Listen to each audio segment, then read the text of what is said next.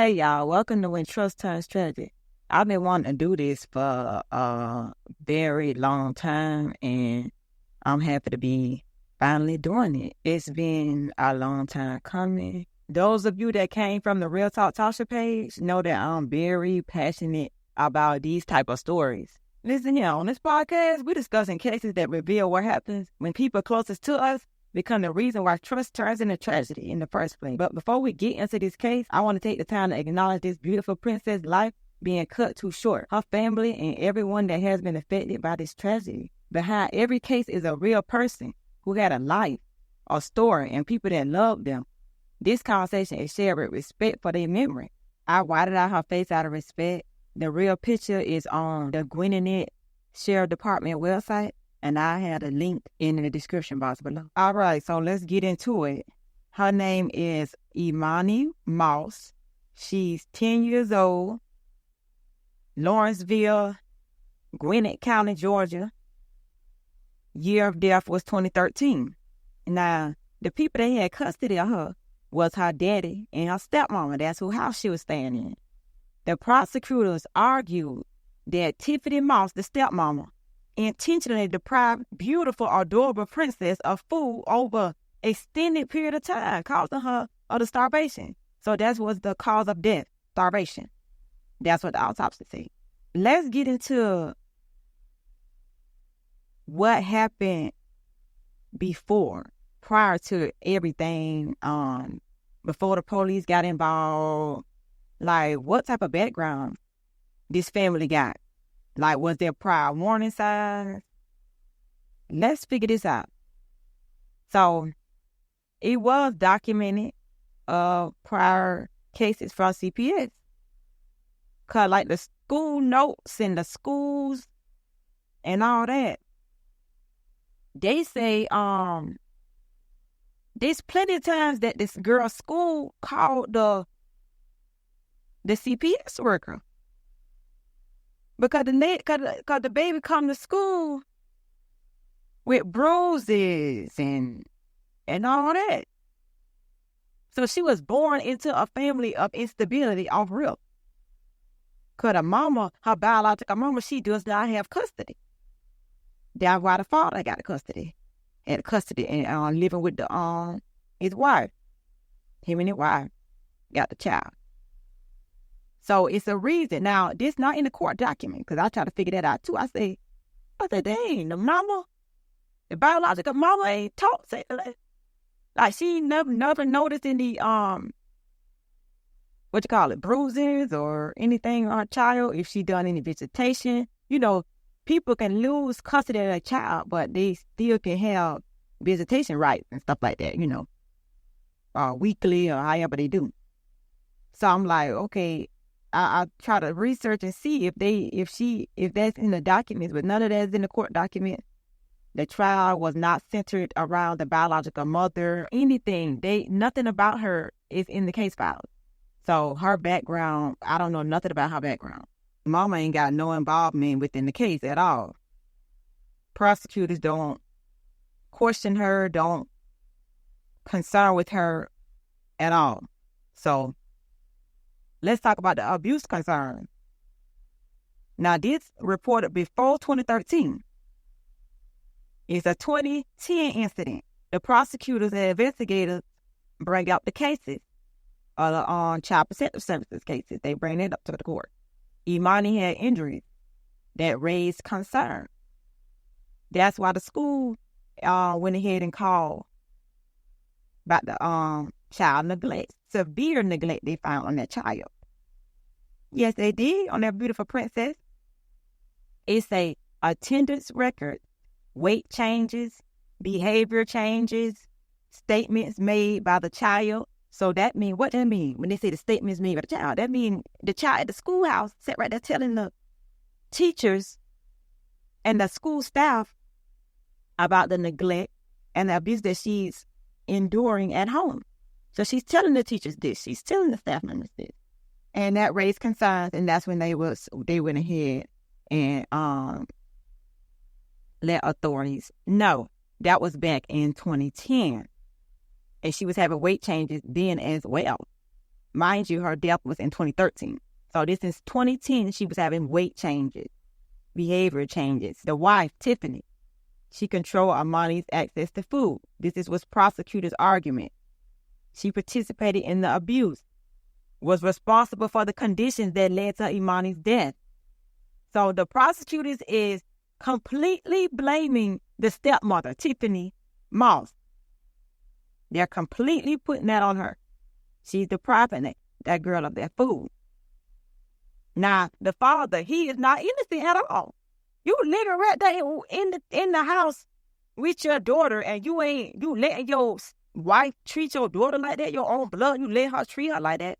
You let her deprive her of food, huh?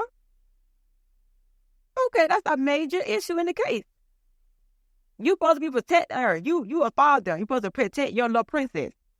And you sit right there and let your wife sit right there and starve her, huh? That don't make no sense. So you need to be charged, sir. Okay? So this is how the prosecutors figure out how she had long-term of child neglect. This ain't no just now happen type stuff. The way her body was and how the autopsy was, how the medical examiner said, medical testimony stated Emani weighed about 32 pounds at time of death. The prosecutor argued this level of starvation would have been visible. So how can you possibly not see that? She was 10 years old and she weighed 32 pounds. You can physically see that on your child, and you lived in the house with her every single day and you don't notice those physical changes on your child. That doesn't make sense. So you had to be involved with it as well. There's no way. Testimony described Emani as becoming extremely weak before her death. Now, her father testified about finding her unresponsive and having what he believed was a seizure shortly before she died. So she had a seizure. Prosecutors argued that Emani had been isolated from normal sources of support. Obvious signs of abuse, significant abuse, reduced the chance of another person would notice what is happening. So prosecutors saying this in court, like, how could you not see this on your child? There's no way you live with your child every single day and you did not notice this change on your child.